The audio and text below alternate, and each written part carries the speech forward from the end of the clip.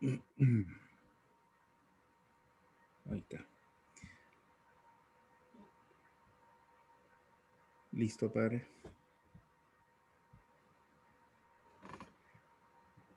Muy buenas tardes a todos ustedes. Entonces, seguimos con nuestro retiro. Estamos en la segunda parte de esa primera semana, o sea, la primera etapa de la vida espiritual, que para San Ignacio consiste primero en presentar el plan de Dios sobre nosotros, y la segunda parte es ver cómo respondemos nosotros, los seres humanos, al plan de Dios. Pues bien, antes de todo, comenzamos como siempre invocando al Espíritu Santo. En cuestiones de fe necesitamos absolutamente su ayuda, su aliento, su iluminación, ¿verdad? Por eso voy a rezar en voz alta, ustedes la saben también si quieren recitarla. Ven Dios Espíritu Santo, llena los corazones de tus hijos y enciende en ellos el fuego de tu amor. Envía, Señor, tu Espíritu, y todo será creado de nuevo, y renovarás la faz de la tierra. Oh Dios, Padre, que has iluminado y fortalecido los corazones de tus hijos con la luz y con la fuerza de tu Espíritu, concédenos en tu Espíritu profundizar en tu palabra, saberla aplicar a nuestra vida, sentir y conocer tu voluntad y realizarla siempre. Te lo pedimos, Padre, por Cristo nuestro Señor. Amén. Santa María, Nuestra Señora de Suyapa, ruega por nosotros. En el nombre del Padre, del Hijo y del Espíritu Santo. Amén. Pues continuamos con el tema del pecado, nuestra respuesta al plan de Dios, que Él nos sueña y nos hace a su imagen y nos sueña parecidos a su Hijo Jesucristo, ¿verdad?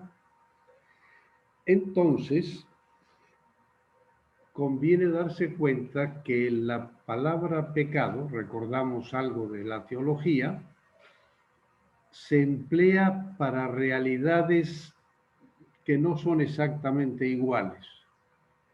Se emplea pecado original.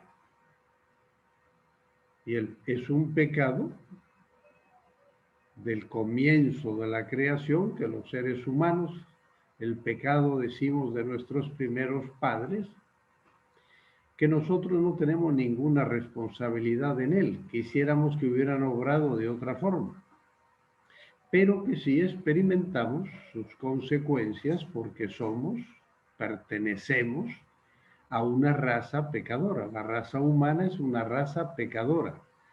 Por su nacimiento natural no recibe la gracia. Tiene que nacer de nuevo por el bautismo, ¿verdad? Para recibir la vida de Dios, la nueva vida. En este sentido, no vamos a hablar de esta realidad, también se podía hablar, porque cuando hablemos de los pecados capitales, en el fondo es darnos cuenta que ha quedado herida nuestra naturaleza humana y se inclina a veces al mal, ¿verdad? Entonces sufrimos las consecuencias del pecado original, pero no lo vamos a tratar en este retiro. Luego viene, también se utiliza la palabra pecado, la hemos utilizado en la meditación anterior, pecado social. El pecado social, pues no depende de nosotros, ciertamente, totalmente no depende de nosotros. Y a veces muy poco depende de nosotros. Pero todos vamos sumando nuestra pequeñita o nuestra gran culpa en él. Y entonces hacemos un mundo que en vez de acercarnos a Dios nos hace muy difícil, ¿verdad? Nos hace cuesta arriba acercarnos a Dios. Lo hemos considerado en la meditación anterior y también nos acusamos de ello, ¿verdad?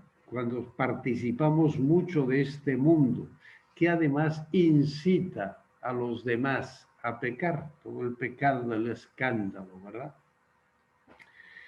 Vamos a entrar más bien en esta meditación en el sentido más propio de pecado, el pecado personal, del que soy yo responsable.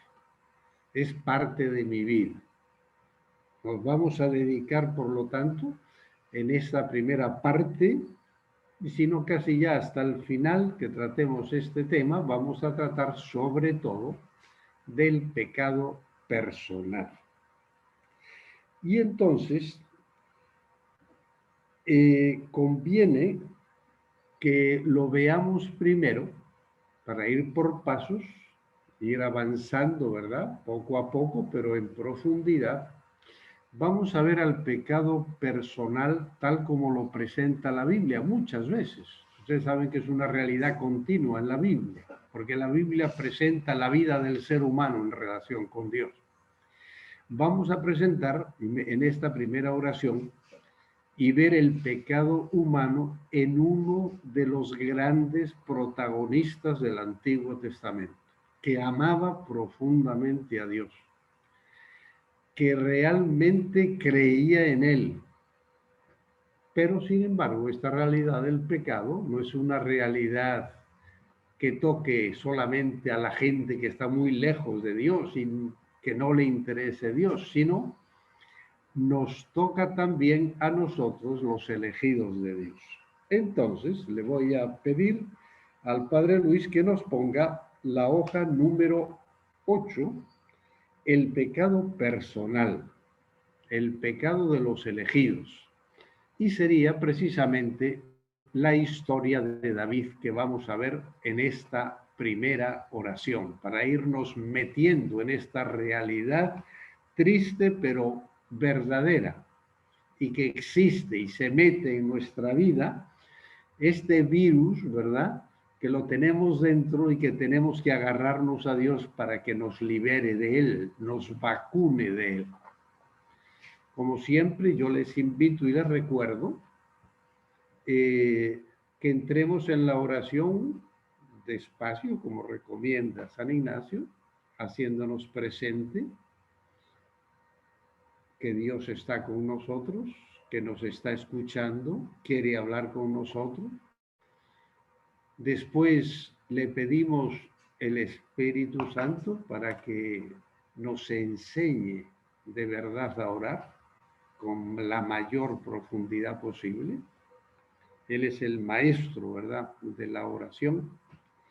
Y luego hacemos una composición del lugar para recordar, ¿eh?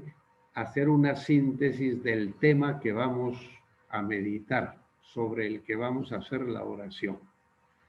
Yo les propongo que nos imaginemos la unción de David por el profeta Samuel.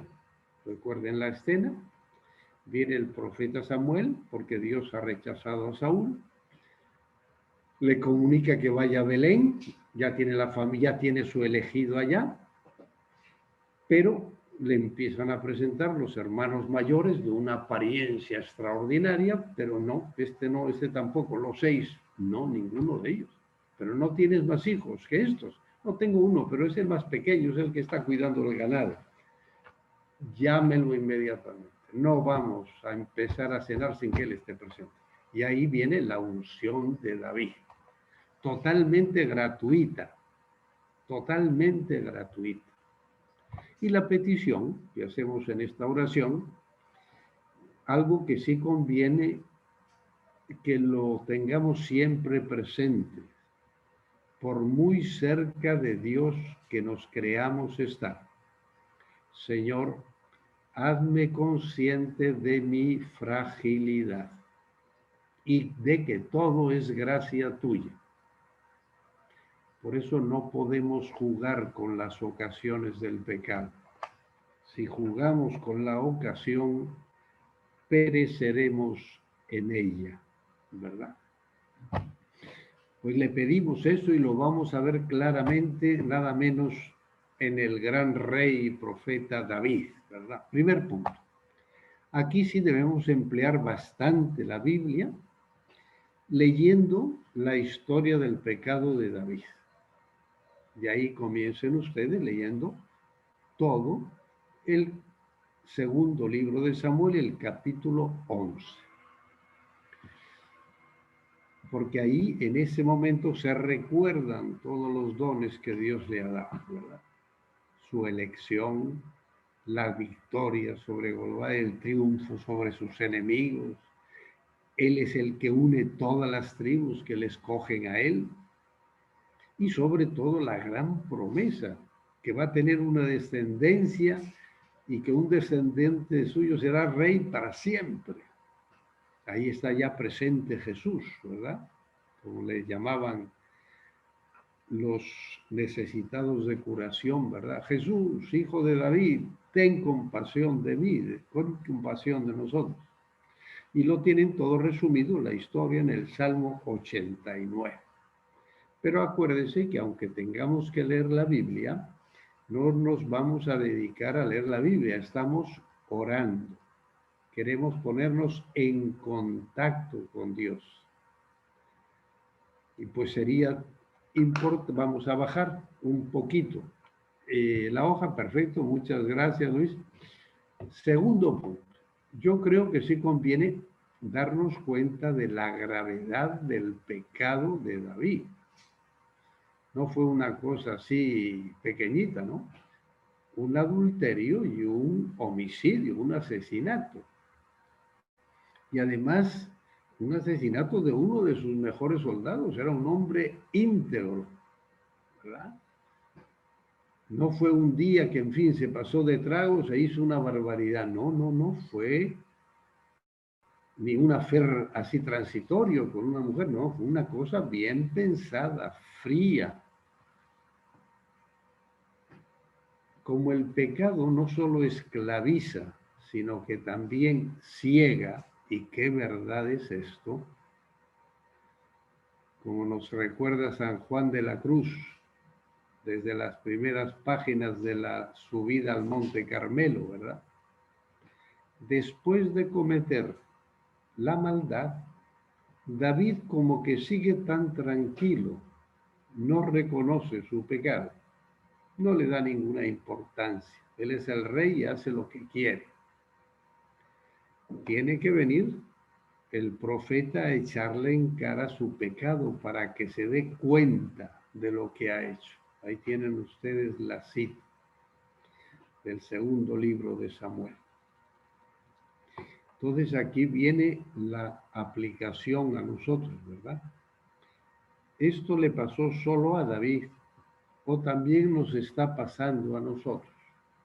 Escondemos nuestro pecado, no le damos ninguna importancia, nos hemos ya acomodado a él, seguimos viviendo con él,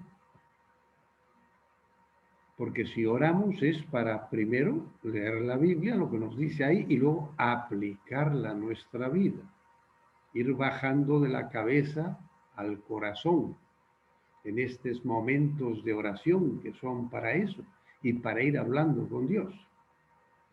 El tercer punto, seguimos bajando, por favor, la hoja, muchas gracias.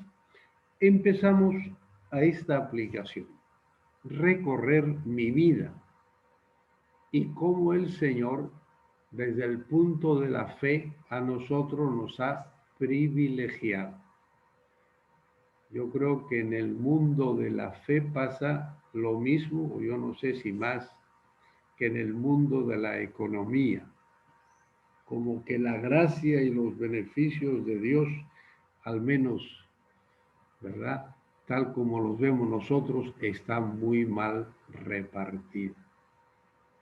¿Cuánto nos ha dado a algunos desde niños en las cosas de la fe y a otros, en cambio, ni nadie les enseñó, ni el Padre Nuestro, ni a santiguarse? Es que nada.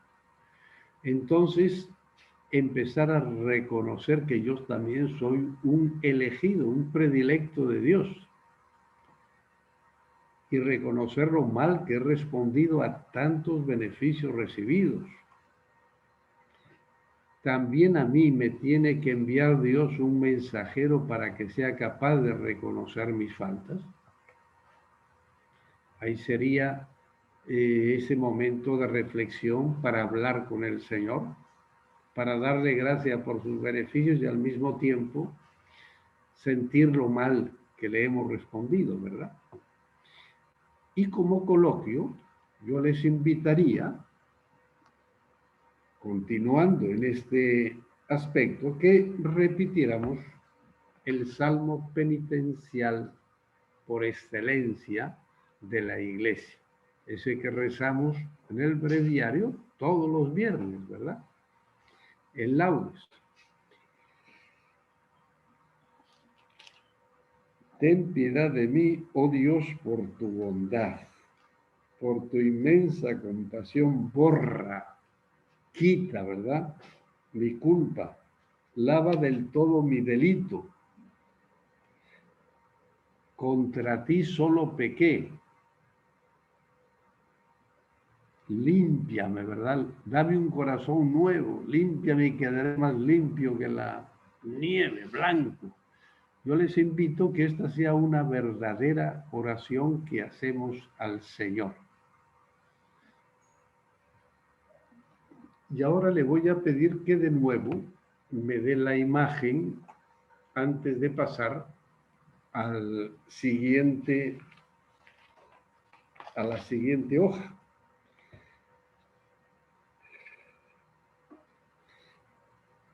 Pasemos ahora a los pecados capitales. Fíjense bien. Antes veíamos el pecado personal, pero fuera de nosotros. Ahora ya vamos a ver al pecado personal nuestro, el mío. Y aquí es importante hacer una consideración, porque no todos los seres humanos interpretan el mal de la misma manera. Hay mucha gente que no cree en Dios, que sí es muy sensible al mal que nos hacemos en este mundo, o al mal que hacemos a la naturaleza, etc. Pero él no cree en el pecado. ¿Qué es lo que añade el pecado al mal? En primer lugar, que es un acto libre. Un huracán es un mal, pero es un acto de las leyes de la naturaleza, que por el calentamiento de los mares se forman las espirales de aire, pero no es un pecado, es un mal. Tiene que ser el pecado, siempre se refiere a un mal libre de la persona humana, que se puede hacer o no se puede hacer. Cuando no hay libertad en una persona, no hay pecado. Eso primera cosa. Segunda cosa, y lo más típico de la noción del pecado cristiano. El pecado no es algo que me hace daño a mí o hace daño a los demás, sino que sobre todo yo meto algo nuevo cuando hablo de pecado que cuando hablo de mal. El pecado es el mal libre del ser humano, porque yo soy consciente y tengo fe de que eso le toca a Dios, le afecta a Dios, le hiere a Dios, le ofende a Dios. Ustedes saben que cuando se ama mucho a una persona, cualquier cosa que esa persona haga, que nosotros vemos que no le conviene, que la está estropeando, la va perdiendo, sufrimos con ella, como un padre con sus hijos, ¿verdad? Esa es la realidad de Dios con nosotros cuando, soñados y hechos para ser hijos suyos, destrozamos nuestra más profunda identidad. O sea que al hablar de pecado estamos hablando del mal libre que yo le hago, pero que le toca al Dios que tanto me ama. Eso es lo típico de la noción de pecado. Por lo tanto, nosotros, distintamente a como un ateo o una persona religiosa en general, consideramos esto clave. Y por eso en los salmos continuamente, ¿verdad? Se habla que el malvado no está bien con Yahvé, él lo va de alguna manera, no aguanta el mal. Dios nuestro Señor, en un Hijo suyo y en el plan que se trazó para nuestro bienestar y el bienestar de la humanidad. Ahora sí, vamos a poner la hojita número 9, que está muy relacionada con lo que ya hemos mencionado, de que el pecado original nosotros no somos responsables de él, pero dejó sus consecuencias en el ser humano. Esa es la concupiscencia, la atracción al mal sin querer. Entonces, es una manera muy buena de examinarnos cómo nos ha ido este año nuestra relación con Dios.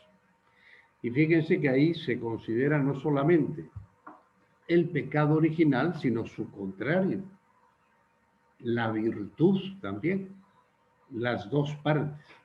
Entonces comienza la soberbia. Recuerden que el Génesis 3 es un acto de soberbia. Lo que le aconseja el demonio a Adán y a Eva es no le hagan caso a Dios. Ustedes coman porque van a ser como dioses, señores del bien y del mal. Que lo que hagan ustedes, lo que quieran hacer ustedes, eso es el bien, y lo que no quieran hacer ustedes, eso es el mal. Dueños, van a ser como dioses. La persona soberbia llega a preferirse a Dios y a no aceptar depender de Él. No solamente desprecia a sus hermanos, lo desafía no admitiendo su condición de criatura. Aunque Dios da mandamientos, el soberbio decide no hacer caso a Dios ni considera que Él es siervo de Dios. Veamos las diversas manifestaciones que tiene. Muy frecuentes el orgullo, todas las peleas, por ejemplo, matrimoniales, que si yo tengo razón, que si yo no voy a ceder, que si sí, total.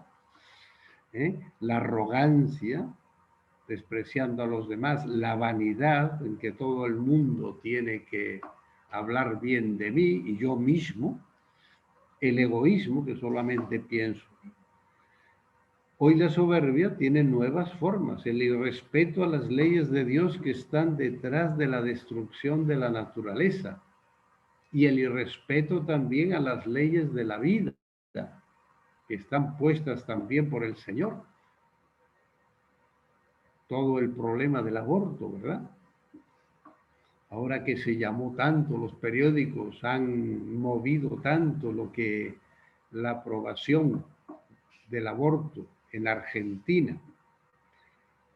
La virtud contraria al vicio de la soberbia es la humildad, que hace grata a Dios, a las personas, y también nadie quiere a una persona arrogante, ¿verdad? Soberbia, que desprecia a los demás. En cambio, una persona humilde es querido por todos. Pasamos entonces a la avaricia. Yo creo que uno se va deteniendo, vamos bajando la página, por favor. Muy bien. En aquel vicio, ¿verdad? Ese pecado capital que más lo necesito yo. A lo mejor uno tiene más importancia en mi vida que otro. Según eso nos vamos examinando. La avaricia no tiene que ver nada con el esfuerzo por mejorar nuestra vida, nuestra familia, ahorrar para tener una casa digna, que nuestros hijos puedan estudiar, ¿verdad? Defendernos de las adversidades, poder pagar el hospital. Eso hay que lograrlo para todos, ¿verdad? No solamente para mí. El vicio de la avaricia es el deseo desordenado de bienes y riquezas para mí, los míos, y que los demás les parta un rayo, ¿verdad? Se le da al dinero más importancia de la que tiene, llegando a convertirse en el Dios de nuestra vida. Matamos, engañamos, robamos con tal de tener dinero. Esa es una idolatría. Y aquí veamos las otras manifestaciones de la avaricia, la usura, de la que algunos viven, ¿verdad? Los bancos se quedan pequeños en eso comparado con los intereses que ponen algunos usureros, ¿verdad? Los sobornos, la corrupción, el chantaje, los robos y asaltos, ¿verdad? En pequeño grado también la tacañería. ¿A cómo nos cuesta a algunos dar algo? Parece que nos sacan la piel, ¿verdad? La contaminación ambiental, el destrozo de la naturaleza viene fundamentalmente del amor al dinero. Se arrasan los bosques para sacar y vender la madera, etcétera, etcétera. Está aquí el abuso de los trabajadores, el creciente diferencia entre ricos y pobres, la injusticia, ¿verdad? En cambio, la virtud contraria al vicio de la avaricia es la generosidad. No tendríamos muchas veces, seguramente yo nunca lo he confesado, ahora que me estoy reflexionando aquí con ustedes sobre esto, no tendría que confesarme muchas veces de que soy muy tacaño. Me cuesta muchísimo dar a los demás con lo hermoso que es dar. Dios se caracteriza porque lo da todo. Se nos da a sí mismo, nos da su hijo, nos da su madre, nos da su espíritu, nos da la naturaleza. Pasamos a la lujuria, otra de las grandes pecados, ¿verdad? De los grandes enemigos que tenemos para poder ser amigos de Dios. Es la búsqueda desordenada de placeres sexuales, que puede llegar incluso a la adicción sexual. Ustedes saben que se llega ya a una situación en que uno ya no se controla, por eso las violaciones crecen continuas y además como tenemos la concepción de que yo no puedo manejar mi sexualidad, entonces nos convertimos en animalitos. Si yo tengo ganas de desahogarme solamente, lo hago como sea, porque es que no puedo controlarme. ¿Recuerdan ustedes? Yo no sé si leyeron en el periódico, hace cuestión de un mes y medio. Ahora con estas cosas que hemos vivido, pasa el tiempo tan rápido. Eran dos grandes amigos, estaban ellos juntos, charlando y hablando bromas y todo, pero no sé por qué ocasión empezaron a discutir. Y entonces, al que agarró la policía, que mató con un cuchillo a su amigo, digo, no, si yo no le quería quitar nada, si yo lo quiero, estoy admirado de lo que he hecho, pero se me metió el demonio en el cuerpo. O sea que la culpa la tiene el demonio. Yo no era libre cuando asesiné a mi... No queremos reconocer, ¿verdad? Ahí tenemos lo importante que es para la fidelidad en el matrimonio. Ya no se trata de tener relaciones sexuales para expresar el amor a la otra persona, sino que el sexo se convierte en expresión de posesión de la otra persona. Relacionado con la lujuria están los celos, la prostitución, la pornografía. Yo creo que tenemos en el mundo de hoy que tener un cuidado especial con estos problemas de los medios de comunicación que nos facilitan tremendamente, concretamente la pornografía. Nos volvemos adictos, ¿verdad? Aparentemente podemos ser unas personas muy respetables, pero estamos atados, ¿verdad?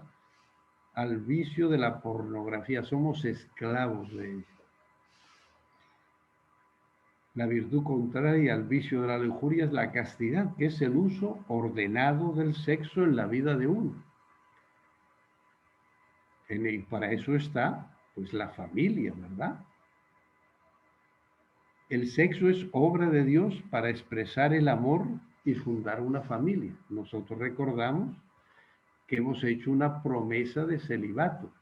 Hemos renunciado a una cosa hermosísima, como es el amor a una mujer, fundar una familia, tener unos hijos, para entregarnos al pueblo de Dios y al ministerio, poder ser como Jesús.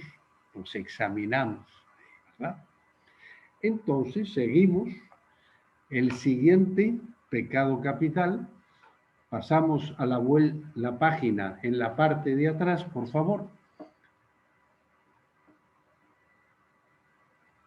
¿Está Luis ahí, por favor, para dar la vuelta a la página?